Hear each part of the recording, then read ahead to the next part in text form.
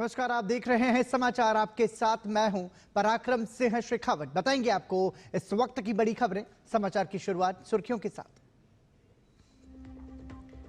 मोदी सरकार देश भर में कनेक्टिविटी पर दे रही जोर। प्रधानमंत्री की अध्यक्षता में कैबिनेट ने राजस्थान के कोटा बूंदी में ग्रीनफील्ड हवाई अड्डे के विकास को दी मंजूरी। ओडिशा में 6 लेन प्रवेश नियंत्रित राजधानी क्षेत्र रिंग रोड भुवनेश्वर बाईपास पर भी सहमति।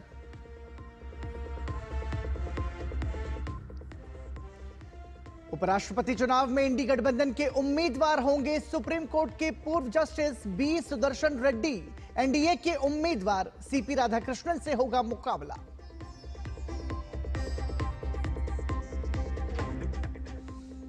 महाराष्ट्र में मतदाता डेटा को लेकर कांग्रेस द्वारा उठाए गए सवालों पर भाजपा ने किया पलटवार। कहा, मोहब्बत की दुकान नहीं, झूठ का शोरूम चला रहे हैं राहुल गांधी।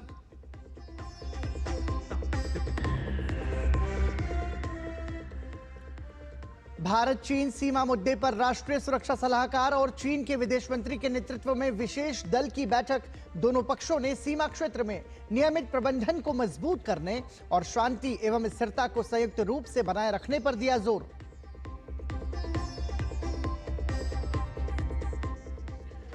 और महिला क्रिकेट विश्व कप के लिए हरमनप्रीत की अगुवाई में भारतीय टीम की घोषणा। वहीं एशिया कप के लिए सूर्य कुमार यादव के नेतृत्व में भारतीय टीम का ऐलान। शुभमन गिल को बनाया गया उपकप्तान।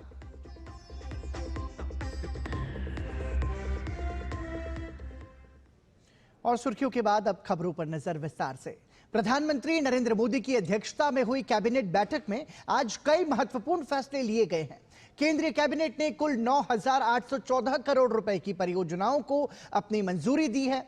केंद्रीय मंत्री अश्विनी वैष्णव ने कैबिनेट में लिए गए इन फैसलों की जानकारी देते हुए बताया कि कैबिनेट ने राजस्थान के कोटा बूंदी में एयरपोर्ट बनाने को मंजूरी दी है। कोटा बूंदी एयरपोर्ट की 2 मिलियन पैसेंजर प्रति वर्ष की क्षमता होगी। इस ग्रीनफील्ड हवाई अड्डे के विकास में 1,507 करोड़ रुपए की अनुमानित लागत आएगी। राजस्थान में कोटा बूंदी नया एयरपोर्ट बनेगा 1,507 करोड़ रुपए से। ये आप देख रहे हो, पिछले कई वर्षों में जो एयरपोर्ट की डिमांड बढ़ती जाती थी वो इन पिछले 11 वर्षों में पूरी हुई है। उसमें उस कड़ी में एक ये नया एयरपोर्ट जुड़ रहा है। कोटा, जैसा आप सब जानते हो, इंडस्ट्रियल हब भी है, एजुकेशन हब भी है और देश भर से छात्र, एजुकेशन से रिलेटेड जितने भी लोग हैं वो सब के सब कोटा लगातार जाते हैं, चाहे ट्रेन से हो चाहे फ्लाइट से हो। तो कोटा के लिए डिमांड लंबे समय से एक अच्छे बड़े मॉडर्न एयरपोर्ट की डिमांड रही है और बूंदी और कोटा एक तरीके से करीब करीब आज एक पूरा इकोसिस्टम वहाँ पे बन गया है। एग्जिस्टिंग एयरपोर्ट बहुत छोटा सा है, पुराना है, उसको मॉडर्नाइजेशन किया गया है और अब एक ग्रीनफील्ड एयरपोर्ट, नया एयरपोर्ट बनेगा, कोटा बूंदी एयरपोर्ट। वहीं कैबिनेट ने कटक और भुवनेश्वर के बीच 6 लेन एक्सेस कंट्रोल रोड को भी मंजूरी दी है। इस परियोजना पर 8,307 करोड़ रुपए की लागत आएगी। कटक और भुवनेश्वर का एक 6 lane access controlled ring road बनेगी 8,307 करोड़ रुपए की। बहुत ही मॉडर्न हाईवे एक्सप्रेस वे की तरह का ये बनेगा, एक्सेस कंट्रोल्ड होगा फुली। कटक भुवनेश्वर दोनों ही आप देखोगे, कोलकाता से चेन्नई का जो NH16 है इसके ऊपर दोनों अवस्थित हैं। गोल्डन क्वाड्रिलेटरल का जो NH16 का हिस्सा कटक और भुवनेश्वर के बीच में से निकलता है। ऑब्वियसली वहाँ पे काफ़ी कंजेशन है, तो लंबे टाइम से एक डिमांड थी कि इसकी एक रिंग रोड बने जिससे कि ट्रैफिक का फ्लो एक अलग तरीके से ठीक से हो। केंद्रीय मंत्री अश्विनी वैष्णव ने बताया कि 2014 में मोदी सरकार आने के बाद से देश में फंक्शनल एयरपोर्ट की संख्या दुगुनी हो गई है। वहीं हवाई यात्रियों की संख्या में भी काफी इजाफा हुआ है और अब ये बढ़कर 3 गुने से भी ज्यादा हो गए हैं। 2014 तक, भारत के आज़ादी से पहले से भी लेके 2014 तक मात्र 74 एयरपोर्ट्स थे भारत में, मात्र। इन 11 वर्षों में डबल से भी ज़्यादा होके 162 ऑपरेशनल एयरपोर्ट्स हो गए हैं और पैसेंजर्स हवाई यात्रा के माध्यम से जाने वाले जहां केवल 17 करोड़ के आसपास थे, 16.8 करोड़, वो आज 3 गुने ऑलमोस्ट 2.5 टाइम से ज़्यादा 41 करोड़ से ज़्यादा एयरपोर्ट में एयर ट्रैवल में पैसेंजर्स अभी हो गए। इंडी गठबंधन ने सुप्रीम कोर्ट के पूर्व जज बी सुदर्शन रेड्डी को उपराष्ट्रपति चुनाव में अपना उम्मीदवार बनाया है। कांग्रेस अध्यक्ष मल्लिकार्जुन खड़गे ने इसका ऐलान किया। बी सुदर्शन रेड्डी अपना नामांकन 21 अगस्त को दाखिल करेंगे। उनका मुकाबला एनडीए गठबंधन के उम्मीदवार सीपी राधाकृष्णन से होगा। B Sudarshan Reddy supreme court के पूर्व न्यायाधीश और गोवा के पहले लोकायुक्त रह चुके हैं। 1993 में बी सुदर्शन रेड्डी आंध्र प्रदेश हाईकोर्ट के एडिशनल जज नियुक्त किए गए। इसके बाद 2005 में वो गुवाहाटी हाईकोर्ट के चीफ जस्टिस बने थे। उपराष्ट्रपति चुनाव के लिए विपक्ष की ओर से पूर्व न्यायाधीश बी सुदर्शन रेड्डी को उम्मीदवार बनाए जाने पर केंद्रीय मंत्री एसपी सिंह बघेल ने प्रतिक्रिया दी है। केंद्रीय मंत्री ने कहा कि लोकतंत्र में सभी पक्ष को अपना उम्मीदवार उतारने की स्वतंत्रता है, लेकिन प्रधानमंत्री नरेंद्र मोदी ने विपक्ष से अपील की थी कि आम सहमति से उपराष्ट्रपति का चुनाव किया जाए तो अच्छा हो। माननीय प्रधानमंत्री जी ने आज सार्वजनिक रूप से एक अपील की थी और अनुरोध भी कह सकते हैं कि निर्विरोध रूप से महामहिम उपराष्ट्रपति महोदय का चयन हो जाए तो बेहतर होगा। लेकिन विपक्ष के लिए कैंडिडेट खड़ा कर रहे हैं। सबको पता है कि नंबर के आधार पर ये चुनाव होता है, जिसमें एनडीए को बहुमत है।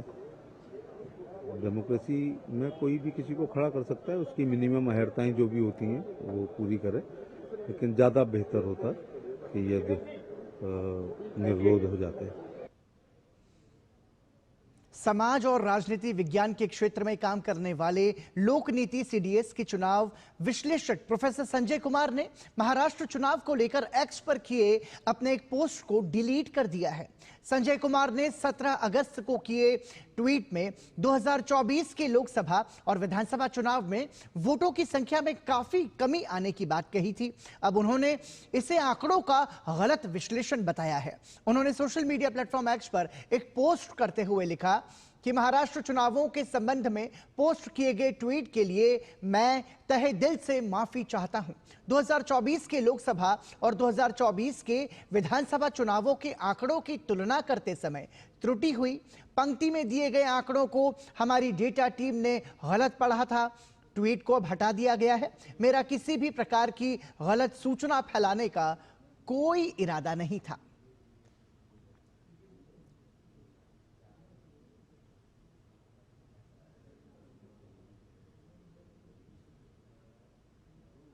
भाजपा नेता अमित मालवीय ने संजय कुमार के पोस्ट पर प्रतिक्रिया देते हुए कहा कि हर चुनाव से पहले उनके सभी अनुमानों में भाजपा हारती हुई दिखाई देती है और जब उल्टा होता है तो वो टीवी पर आकर भाजपा की जीत को सही ठहराते हैं। उन्हें लगता होता है कि टीवी के दर्शक मूर्ख हैं। उन्होंने आगे लिखा कि महाराष्ट्र पर कांग्रेस के झूठे बयान को हवा देते हुए सीएसडीएस ने बिना सत्यापन के आंकड़े जारी कर दिए। यह विश्लेषण नहीं है, पूर्वाग्रह की पुष्टि है। अमित मालवीय ने लिखा कि अब समय आ गया है कि हम संजय कुमार और योगेंद्र यादव जैसे लोगों के पाखंडी उपदेशों को चुटकी भर नहीं बल्कि नमक की बोरी की तरह लेना शुरू करें। उन्होंने लिखा कि सीएसडीएस से नैरेटिव बनाने का एक खतरनाक खेल खेला जा रहा है। वहीं इसी मामले पर अमित मालवीय ने कांग्रेस सांसद राहुल गांधी को घेरते हुए एक्स पर एक अन्य पोस्ट में लिखा कि वह संस्थान जिसके आंकड़ों पर भरोसा कर राहुल गांधी ने महाराष्ट्र के मतदाताओं को बदनाम किया, अब खुद मान चुका है कि उसके आंकड़े गलत थे। न सिर्फ महाराष्ट्र पर बल्कि एसआईआर पर भी। तो अब राहुल गांधी और कांग्रेस की क्या स्थिति है, जिसने बेशर्मी से निर्वाचन आयोग को निशाना बनाया और यहां तक कि असली मतदाताओं को भी नकली कह दिया।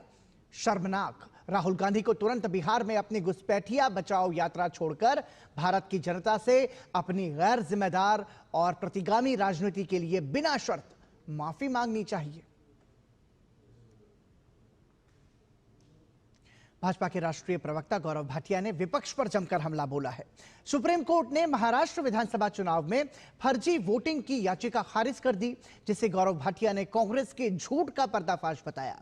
गौरव भाटिया ने सवाल उठाया कि इस झूठ की जिम्मेदारी कौन लेगा? राहुल गांधी इसके लिए क्या देश से माफी मांगेंगे?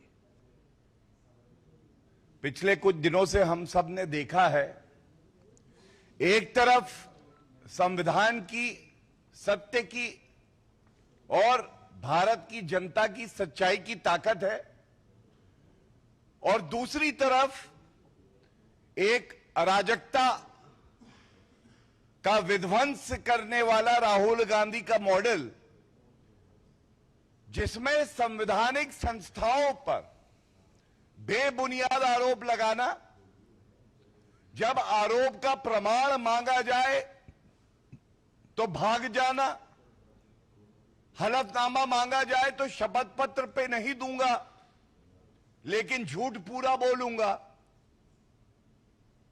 हर जगह अराजकता फैलाता हूं, तभी तो राहुल कहलाता हूं। गौरव भाटिया ने राहुल गांधी को झूठ का शोरूम चलाने वाला और संस्थाओं को बदनाम करने का आरोप लगाया। में जाते हैं तो याचिका निरस्त हो जाती है, चाहे वो सर्वोच्च न्यायालय हो, चाहे वो बॉम्बे उच्च न्यायालय हो। संवैधानिक संस्थाओं पे बेबुनियाद आरोप लगा दो, उनको नाम दे दो वोट चोरी कमीशन ऑफ इंडिया, तो सबसे बड़ा डकैत, सबसे बड़ा खानदानी चोर जो कि भ्रष्टाचार के आरोप में बेल पे बाहर है, ये कुछ नहीं है, ये कठपुतली है। राहुल गांधी जैसे नेताओं के हाथ में जो जनता का विश्वास तो नहीं जीत पाते, लेकिन बेबुनियाद आरोप लगाने के लिए उनको ऐसी एक संस्था चाहिए जो कि फेक डेटा, गलत तथ्य परोसे, समाज को बांटो हिंदुस्तान में, तभी सत्ता मिलेगी। ये गुरु मंत्र दिया जॉर्ज सोरोस ने राहुल गांधी को। भाजपा के राष्ट्रीय प्रवक्ता डॉक्टर सैयद जफर इस्लाम ने कहा, भारत एक ऐसा देश है जो टैरिफ से सबसे कम प्रभावित होने वाला है। इसका क्या कारण है? आज हमारी जीडीपी में स्थानीय उपभोग का योगदान 57 से 58% का है। हमारी अर्थव्यवस्था पर जो भी प्रभाव है, जिस गति से ये आगे बढ़ रही है, उसके कारण ट्रंप टैरिफ का भारत पर बहुत व्यापक प्रभाव नहीं पड़ेगा। टैरिफ जो अभी अनाउंस हो चुका है, जो आप मीडिया में देख रहे हैं कि यूएस ने टैरिफ के बारे में ये बात की, वो बात की। भारत एक ऐसा देश है जिसको टैरिफ से सबसे कम इंपैक्ट होना। उसकी वजह क्या है कि आज जो लोकल कंजम्पशन है, आपके जीडीपी जो नंबर्स आते हैं, उस पर जो कंट्रीब्यूशन जो है वो जो डोमेस्टिक कंजम्पशन का लगभग 57-58% है। अगर जिस तरह के मेजर्स जो हम ले रहे हैं, जैसे जीएसटी में आदरणीय प्रधानमंत्री जी ने एक बार कहा कि रैशनलाइजेशन लाएंगे दिवाली से पहले, अगर वो हुआ और जिस तरह से इंटरेस्ट रेट कट किया हमने, जिस तरह से रेट कट किया और जिस तरह से हमने इनकम टैक्स में कट किया, सब मिला दे अगर, तो लगभग 100 बेसिस पॉइंट का जो है स्टिमुलस मिल जाता है जीडीपी में। उससे समझ में आता है कि चाहे कोई भी इंपैक्ट हो, हमारी अर्थव्यवस्था में जो जिस रफ्तार से चल रही है उसमें कमी नहीं आने वाली है। भाजपा सांसद बृजमोहन अग्रवाल ने बिहार में राहुल गांधी की वोटर अधिकार यात्रा पर तंज कसा है। भाजपा सांसद ने कहा कि राहुल गांधी की यात्रा वोटर अधिकार यात्रा नहीं, बल्कि राहुल गांधी को राजनीति में स्थापित करने की यात्रा है। हालांकि जनता उन्हें कई बार नकार चुकी है। सांसद ने कहा कि तेजस्वी यादव और राहुल गांधी बिहार का नुकसान करने वाले हैं। जो वोट अधिकार यात्रा निकाल रहे हैं वो वोट अधिकार यात्रा नहीं है, वो राहुल को अपने आप को स्थापित करने की यात्रा है। और जनता ने उनको 3 बार नकार दिया है, वो ना कभी स्थापित होने वाले हैं और ना कभी स्थापित होंगे। तेजस्वी और वो दोनों मिलकर उन्होंने पहले भी बिहार का बंटाधार किया है, और जरा वो बताएं कि वो ये यात्रा तुष्टीकरण की यात्रा है, इम्पीचमेंट की यात्रा है, ये यात्रा अपने आप को स्थापित करने की यात्रा है, या अपने पुराने जो पाप हैं उनको धोने के लिए वो यात्रा कर रहे हैं।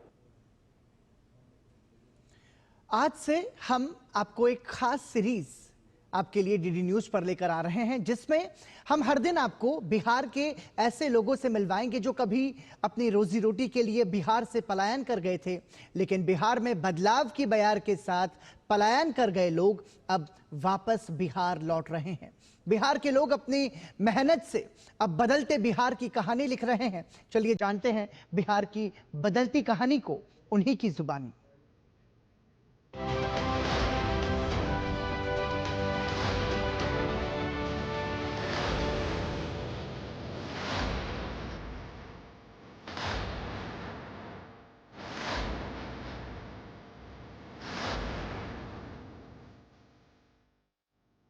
सब बिहार के लिए एक अभिशाप बन चुका था।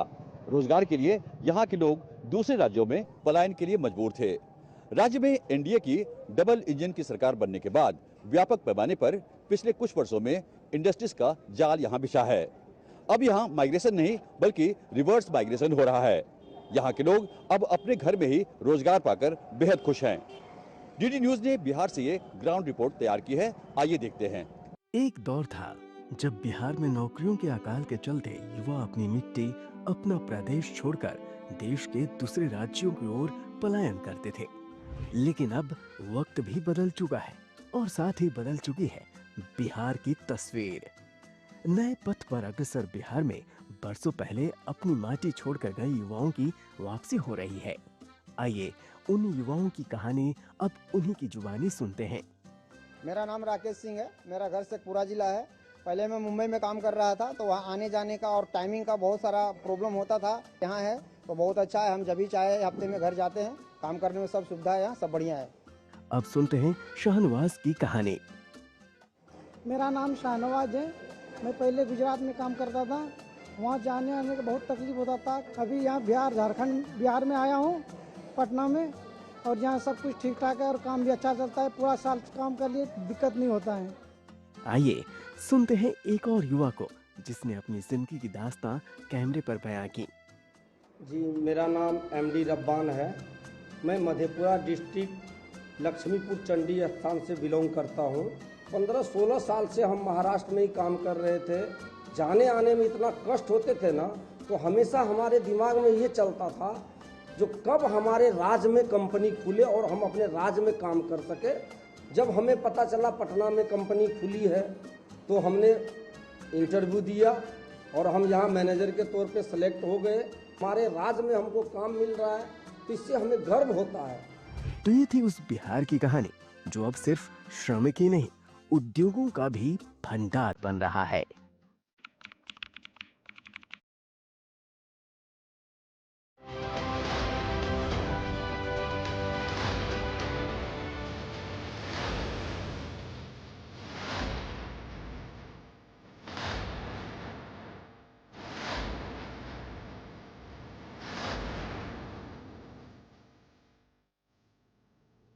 और इसी के साथ फिलहाल बुलेटिन में रुक रहे हैं एक ब्रेक के लिए। आप बने रहिए हमारे साथ।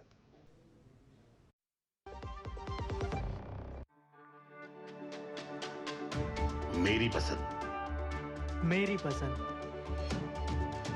मेरी पसंद, मेरी पसंद, हमारी पसंद, हम सबकी पसंद। मजबूत देश का मजबूत सरिया हो गया स्टील। एक बार फिर आपका स्वागत। आप देख रहे हैं समाचार। लोकसभा में भारतीय प्रबंधन संस्थान संशोधन विधेयक 2025 पारित हो गया है। इस विधेयक से गुवाहाटी में भारतीय प्रबंधन संस्थान की स्थापना का मार्ग प्रशस्त हो गया।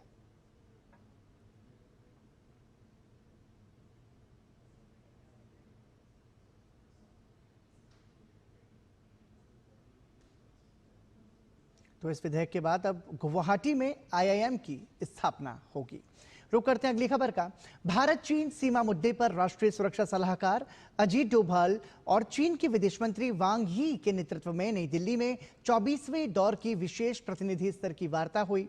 दोनों पक्षों ने सीमा वार्ता के प्रारंभिक परिणामों पर विचारों का आदान प्रदान किया। इसके साथ ही तय हुआ कि सीमा क्षेत्र में नियमित प्रबंधन को मजबूत किया जाएगा और सीमा क्षेत्र में शांति एवं स्थिरता को संयुक्त रूप से बनाए रखा जाएगा। दोनों पक्षों ने सहमति जताई कि अगली यानी कि 25वीं बैठक अगले वर्ष चीन में आयोजित की जाएगी। इसके अलावा दोनों पक्षों ने साझा चिंता के प्रमुख अंतर्राष्ट्रीय और क्षेत्रीय मुद्दों पर भी विचार विमर्श किया। इस मौके पर राष्ट्रीय सुरक्षा सलाहकार अजीत डोभाल ने कहा कि कजान में प्रधानमंत्री नरेंद्र मोदी और चीन के राष्ट्रपति शी जिनपिंग की मुलाकात के बाद भारत चीन संबंधों में सुधार की गति तेज हुई है। दोनों पक्षों के आपसी दृष्टिकोण में सकारात्मक परिवर्तन आया है। सीमा क्षेत्र में शांति और स्थिरता बनी हुई है और द्विपक्षीय संबंधों में उल्लेखनीय प्रगति हुई है। वहीं चीन के विदेश मंत्री वांग यी ने भी कहा कि राष्ट्रपति शी जिनपिंग और प्रधानमंत्री नरेंद्र मोदी के कजान शिखर सम्मेलन में हुई मुलाकात से महत्वपूर्ण सहमति बनी है, जिसने चीन भारत संबंधों में सुधार और सीमा मुद्दों के उचित समाधान की दिशा तय की है और प्रेरणा प्रदान की है। विदेश मंत्री एस जयशंकर की आज से 3 दिवसीय आधिकारिक रूस यात्रा शुरू हो रही है। रूस के प्रथम उप प्रधानमंत्री डेनिस मंटूरोव के निमंत्रण पर भारत के विदेश मंत्री एस जयशंकर 19 से 21 अगस्त तक रूस की यात्रा पर रहेंगे। एस जयशंकर 20 अगस्त को होने वाली भारत रूस अंतर सरकारी आयोग की 26वीं बैठक की सह अध्यक्षता करेंगे, जो व्यापार, आर्थिक, वैज्ञानिक, तकनीकी और सांस्कृतिक सहयोग पर केंद्रित होगी। अपनी यात्रा के दौरान विदेश मंत्री मॉस्को में आयोजित भारत रूस बिजनेस फोरम की बैठक को भी संबोधित करेंगे और इस यात्रा के दौरान विदेश मंत्री रूस के विदेश मंत्री सर्गेई लावरोव से भी मिलेंगे और द्विपक्षीय एजेंडे की समीक्षा करेंगे। इसके साथ ही क्षेत्रीय एवं वैश्विक मुद्दों पर अपने विचार साझा करेंगे। विदेश मंत्री एस जयशंकर की इस यात्रा का उद्देश्य रूस के साथ रणनीतिक साझेदारी को और मजबूत करना है।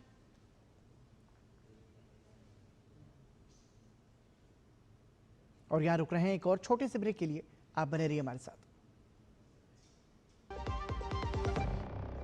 जब धरती चीर कर निकलता है लोहे का पत्थर और मिलता है मोंगिया के जोश से, फिर तपता है, पिघलता है और बनता है फौलाद। अब होता है सरिया सारी खूबियों के साथ। मोंगिया स्टील, मजबूत देश का मजबूत सरिया। एक बार फिर आपका स्वागत। आप देख रहे हैं समाचार। मुंबई में लगातार बारिश हो रही है, इससे लोगों का जनजीवन प्रभावित हो रहा है। इस पर महाराष्ट्र के मुख्यमंत्री देवेंद्र फडणवीस के कार्यालय ने अपने सोशल मीडिया प्लेटफॉर्म एक्स पर लिखा, मुंबई में बारिश का सिलसिला अब भी जारी है। आज तड़के 4 बजे से सुबह 11 बजे तक शहर में औसतन 150 मिलीमीटर से अधिक बारिश रिकॉर्ड की गई है। उपनगरों में ये मात्रा और भी अधिक रही है। मीठी नदी का जलस्तर 3.9 मीटर तक पहुंच गया है और कुर्ला के क्रांतिनगर क्षेत्र से 350 नागरिकों को सुरक्षित स्थानों पर स्थानांतरित किया गया है। मुख्यमंत्री देवेंद्र फडणवीस लगातार स्थिति की निगरानी कर रहे हैं, जबकि मनपा आयुक्त भी हालात पर करीबी से नजर बनाए हुए हैं। दिल्ली में यमुना नदी के जलस्तर बढ़ने के कारण आसपास के इलाकों में पानी आ गया है, जिसके कारण स्थानीय लोगों को परेशानियों का सामना करना पड़ रहा है। इस बीच मुख्यमंत्री रेखा गुप्ता भी यमुना बाजार पहुंची और प्रभावित लोगों से मुलाकात की, उनका हालचाल जाना, साथ ही शासन प्रशासन के पुरजोर सहयोग मिलने का आश्वासन दिया। मुख्यमंत्री रेखा गुप्ता ने आश्वासन दिया कि कंट्रोल रूम से लगातार हालात की निगरानी की जा रही है। राहत और बचाव दल पूरी मुस्तैदी के साथ तैनात हैं ताकि हर स्थिति से निपटा जा सके। वहीं यमुना नदी में लगातार जलस्तर भी घट रहा है।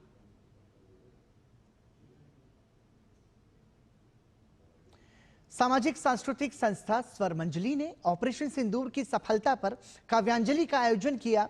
देश के वीर सैनिकों के सम्मान में सजी देशभक्ति कविताओं ने सभी को ओज से भर दिया। ऑपरेशन सिंदूर की सफलता और देश के वीर सैनिकों के सम्मान में सामाजिक सांस्कृतिक संस्था स्वर मंजरी ने काव्यांजलि का आयोजन किया, जिसके जरिए देश के रणबांकुरों के अदम्य शौर्य और साहस को कविताओं के माध्यम से सराहा गया। दीपक गुप्ता, चिराग जैन, सुदीप भोला और गौरव चौहान जैसे प्रतिष्ठित कवियों ने ओज भरी कविताओं से देशभक्ति भावना को पल्लवित किया। इस अवसर पर स्वर मंजरी संस्था ने प्रधानमंत्री राष्ट्रीय राहत कोष और आर्मी वुमेन वेलफेयर एसोसिएशन में सहायता राशि प्रदान की। दुश्मन को, आतंकवादियों को मारना, पछाड़ना, और वो भी इतनी सूझबूझ के साथ, इतनी कार्यकुशलता के साथ तो हम आज ऑपरेशन सिंदूर की सफलता का उत्सव मना रहे हैं। इस अवसर पर दिल्ली में ग्रेटर कैलाश से विधायक शिखा राय ने ऑपरेशन सिंदूर में सेना के रणकौशल को सराहा। Major general retire Vishambhar Dayal ने कहा कि ऑपरेशन सिंदूर भारतीय सेना का आतंकवाद की जड़ पर एक साहसिक, संतुलित और प्रभावी हमला था। जिस तरह का ये ऑपरेशन था, इसमें एक भी सिविलियन जो है वो हताहत नहीं हुआ। तो इतना टारगेटेड ऑपरेशन शायद ही कहीं भी कभी कोई हुआ हो। हमने 9-10 तारीख को वो किया जिससे सिर्फ पाकिस्तान नहीं, दुनिया में जिसका मैसेज गया। हमने उसकी 10 ऐसी एयरफील्ड्स को डिस्ट्रॉय कर दिया जहां से वो हवाई जहाज उड़ाता था, जहां से वो बार बार आतंकवादियों को भी मदद करता था। गोलियों की बारिशों में अड़ गए जो ढाल से, गोलियों की बारिशों में अड़ गए जो ढाल से, बर्फ पर डटे रहे जो खून के उबाल से, बर्फ पर डटे रहे जो खून के उबाल से। उनके लिए गर्मियां क्या, उनके लिए सर्दियां, वर्दियां वर्दियां वर्दियां ये वर्दियां। देशभक्ति कविताओं और तालियों की थाप के बीच पूरा माहौल देशभक्ति से ओतप्रोत हो गया। सभी ने मिलकर देश के वीर जवानों के हौसले और समर्पण को सलाम किया। Chandrashekhar, DD news. और इसी के साथ ही समाचार में अभी के लिए इतना ही। दीजिए अनुमति। नमस्कार।